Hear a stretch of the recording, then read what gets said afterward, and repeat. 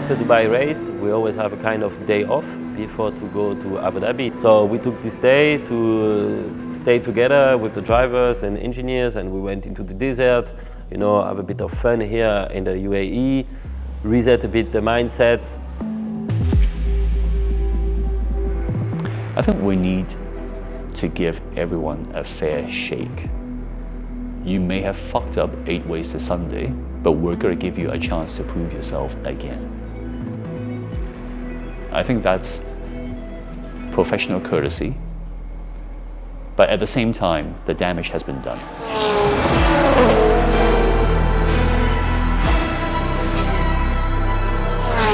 After Dubai race and our day off, I thought everything will be relaxed, but when we came to Abu Dhabi, Antares was still like kind of under tension. Also while driving, Antares was not performing at his best, like he has something in the brain or something in the mind. He was quite busy and upset. Sector one's a shocker. Yeah, it's the rears are very too lively for me to take advantage. I can drive, but yeah, let's check the data. see what's measuring. Relax. Yeah. Was the first test? Yeah. It was positive. He arrived at the track like, I'm going to be fastest.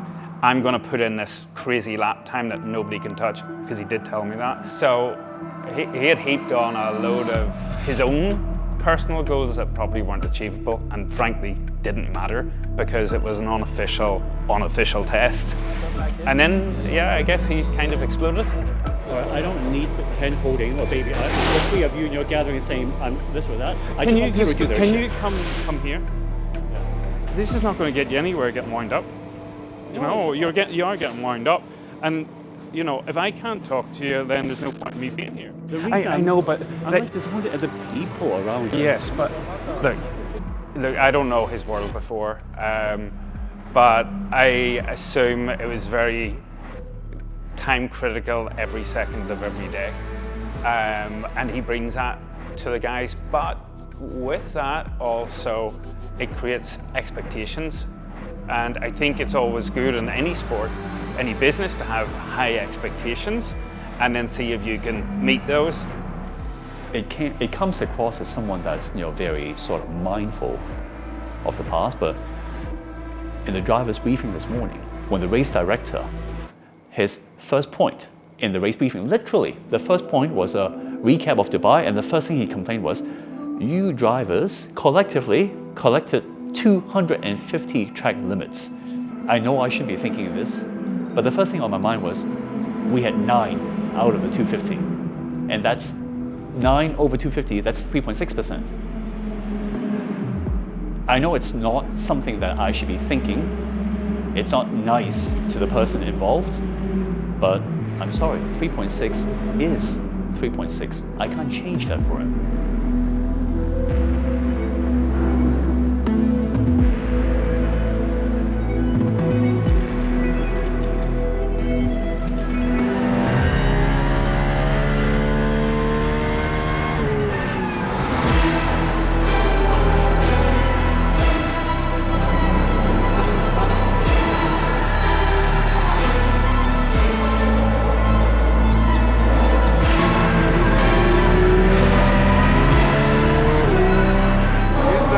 Track limits turned 15 and 16 3 times. Huh? I told him already. Yeah, at the last one. He said, yeah, he did a mistake. Then he was again, so I told him again. Okay. And now I told him again, he said, okay. Time to interrupt. Just tell him if he gets more track limit, I'm pulling him out of the car. I really will. He's coming out of the car. Not overreact, but he knows now this is the situation, and there's nothing to prove. We know he's fast. Yeah.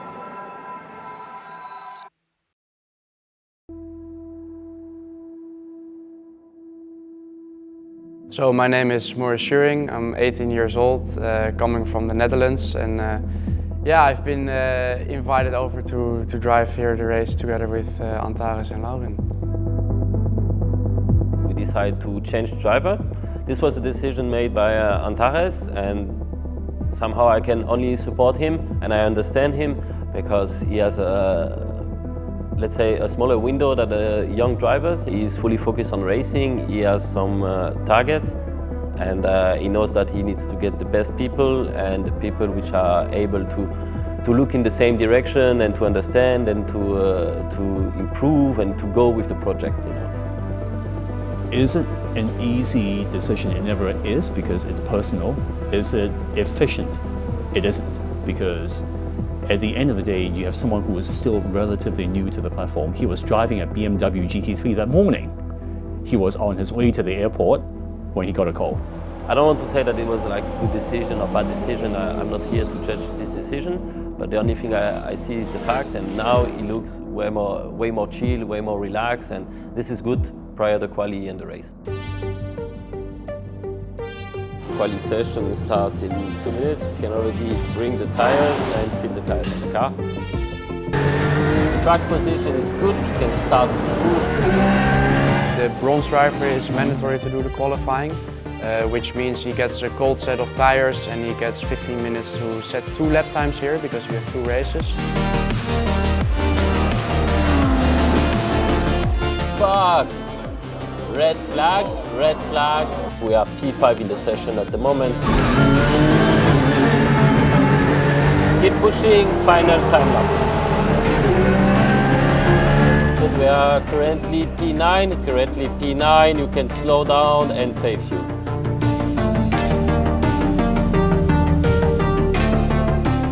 The car is really good. No, but you did a nice lap.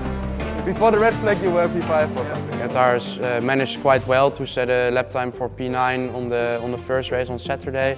And then a slight mistake which he made, but still a decent position in P11 for the Sunday's race. So it will be very interesting in the race because now we have a new silver driver, Maurice Schuring. It will be his first race in a GT3 car.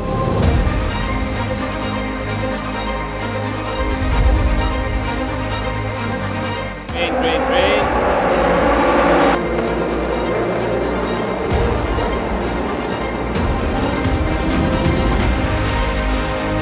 The car in front of you is average 2-3 tenths slower per lap. We should pass it.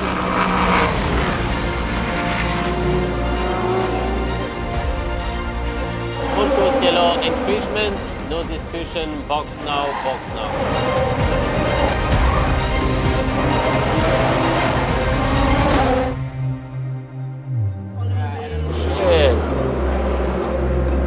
Information, safety car will go through pit lane, you follow safety car through pit lane. It's 2 hours 20 remaining in the race. We are running P14 in the lead lap. Possible pit stop, but we are not sure that the pit lane is that we are allowed to do it. It's not normal that they're going to open it in this case. Pit stop now, pit stop now. Are you sure? Prepare for pushback, long stop. I think it's closed.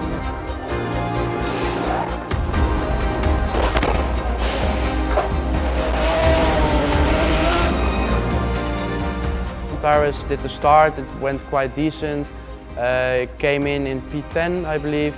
Then Laurin took over. He did a mega job and then he handed the car. We were virtually P6.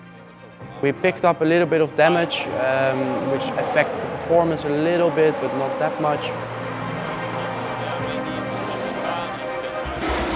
Then I took over, and then my first outlap in a GT3, and immediately there was a huge crash in front of me with the Ferrari.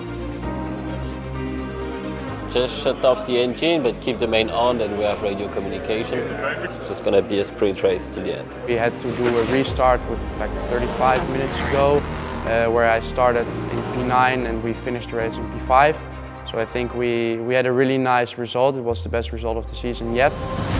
What a race.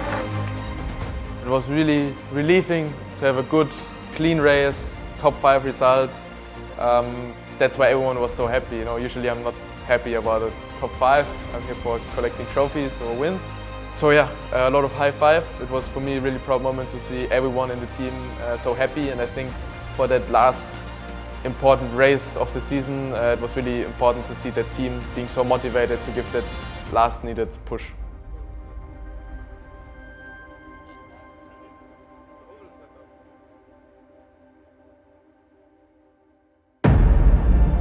This time last year, I was very cognizant that the bronze is often the weak link. Now, we have reduced the idiocy factor somewhat. I still make mistakes, and that is something that I will continue to work to narrow down the stupidity factor, if you will. But you also start recognizing that there are so many other elements in this system of variables.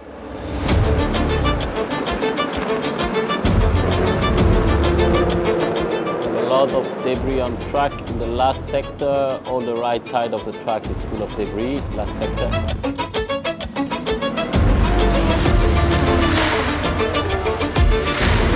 Good job on the Audi and the BMW. Next GTs are 6 seconds ahead.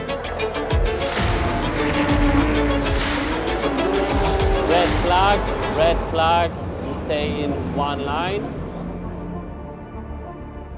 If one can narrow down that probability of failure in those other areas, we will all have a much better time together. Restart of the race behind safety car. The entry is closed. So I think that's where the expectations, the hope that we collectively as a team, the team performance gets lifted up. Bit more rain in start-finish line, bit more rain in start-finish line. I just lost it in the curve. It's an element that maybe I'm still struggling with to balance with my driving duties. And at the same time, it's also another element which requires me to really muster up the best of my other soft skills, if you will. Sorry, yeah. Shit happens. It was wetter than I thought, and then I lost it. Coming from a rather black and white finance background, sometimes things are just tick, tick, tick. And here, the folks around us, whether it's drivers, engineers, team manager, all these people are partly motivated by the data in front of them, but they're also motivated by passion. So I think the die is cast. Unless something really bizarre happens, I think we're kind of where we are. Check a red flag, check a red flag. P10 is race. Great drive from you. I think we threw away some good opportunities. A bit Sepang. Dubai, we certainly just threw it in the trash. Here, these two races were a little bit random. There were challenges, with how Tim left our effort. In many ways, I wish it could have happened in a smoother manner, and I can also relate to the challenges that Tim had. He is in a very unique, somewhat enviable, but also very respectable spot of being a very good driver that has been forced from a silver grading to a gold grading. So obviously that move up to a gold rating imposes certain expectation on himself, and I can relate to the pressure of it. Despite all that has happened, I still have a very healthy level of respect for Tim. Do I wish we came away with a trophy? Of course, all races do, but at the same time, I think we go back to the theme of where were we? Are we in a better place? I think coming out of Abu Dhabi, those two races, I feel I was less of a liability and probably starting to become more of a contributor. Now, to be able to consistently contribute, that is still elusive.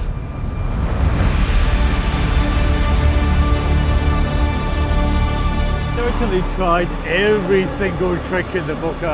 We tried everything. You drove the wheels of the car. It was a good drive, it was fast.